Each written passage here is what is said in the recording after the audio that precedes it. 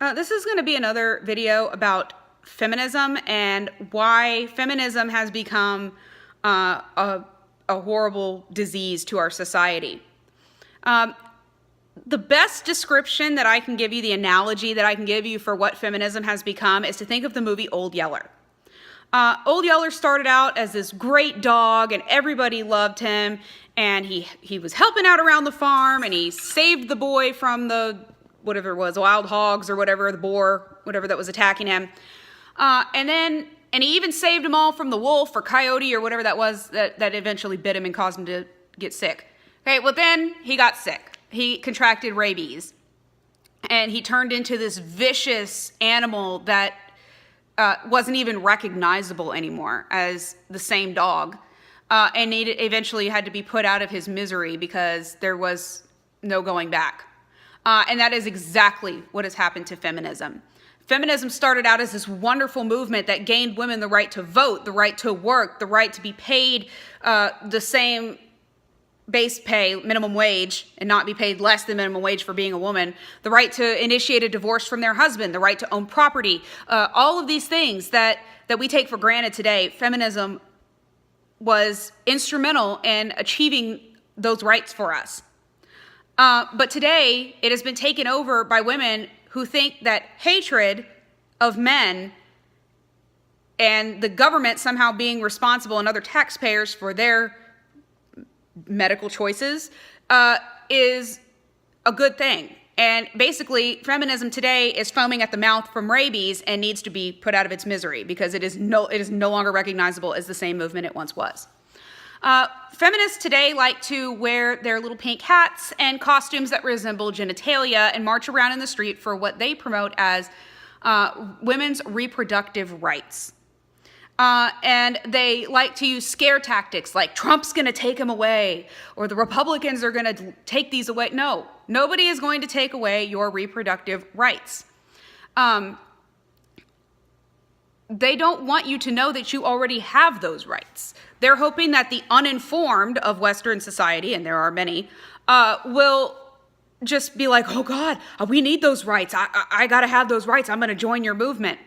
But people don't realize we already have those.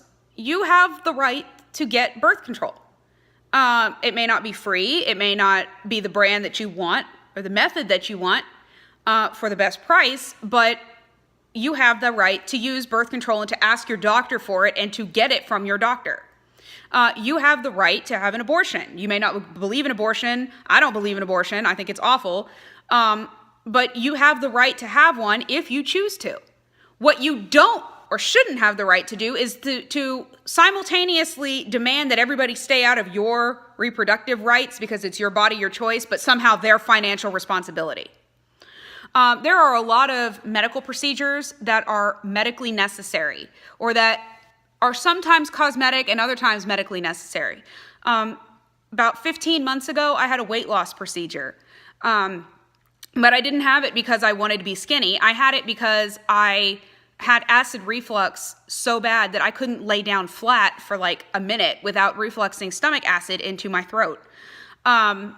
I also had a large hiatal hernia that had formed in my stomach, and a pretty good portion of my stomach was stuck through it.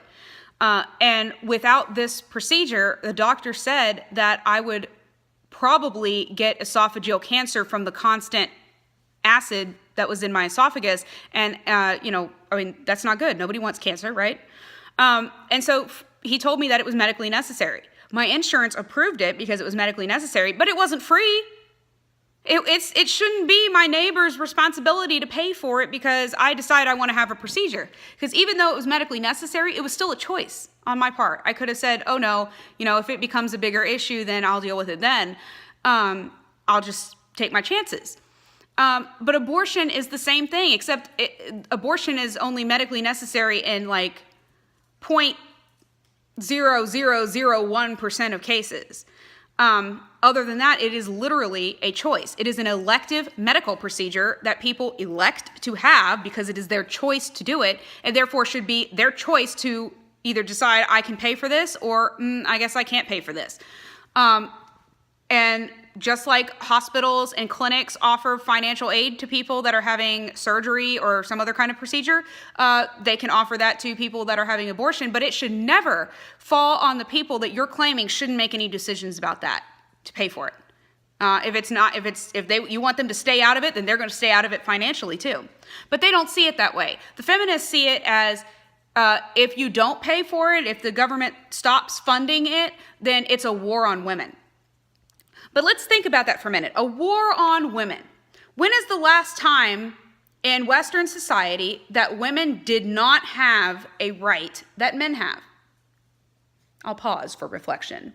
The answer is voting, basically. That's the last time that women won a right that they didn't have that men had. Today, women have all of the same rights that men have. They have all of the same constitutional rights that men have. Now, all this nonsense about maybe women get paid less for doing things, maybe, men are paid. Honestly, economically, that makes no sense. Why would a company employ someone that they have to pay more when they could employ someone that they could pay less? But feminists don't really understand economics, otherwise they wouldn't be demanding taxpayer funding for everything that they want to do. But feminism has also become about hatred. It has become a movement of man-hating. And it has become socially acceptable to speak out against men in a even violent or murderous fashion, and it's totally okay. Nobody bats an eye. Women falsely accuse men of rape, can destroy a man's life, and if it comes out that it was that she falsely accused him, she gets a slap on the wrist and told, now you need to be more careful, and he may or may not ever be able to rebuild the pieces of his life because that accusation will follow him around. I read a quote today by a prominent feminist whose name I can't recall because I'm on the device that I used to read it, that said that men who are falsely accused of rape can often benefit from the experience. In other words, they'll learn something about being a man by being falsely accused of rape. If a man falsely accused a woman of literally anything, even something trivial, women would be up in arms, marching around in their little pink hats again, demanding that women have equal rights as far as, people being punished. Well, in this case, equal rights would be the man gets a slap on the wrist and told, now, don't do that again. Women do not want feminists, not women. I'm not going to judge all women because I'm not part of the feminist movement. I know there's a lot of other women who think like me. Feminists today do not want equality. They want special treatment, and they want what they call social justice, which means getting more benefits than the person that they think already has benefits. And in this case, that would be men.